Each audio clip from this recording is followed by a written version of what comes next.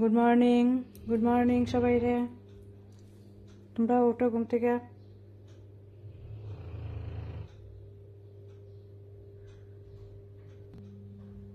ওঠো সবাই। এই যে এদিকে আমার মেয়ে কিভাবে নাক ডাকতেছে, আমার ছোট মেয়ের। দেখো সবাই কিভাবে নাকে ডাকতেছে, দেখো। এই যে ঘুমের স্টাইল দেখো, পাশে ফুলবালিশ, পেট কভার। এই যে পুত্র ঘুমো,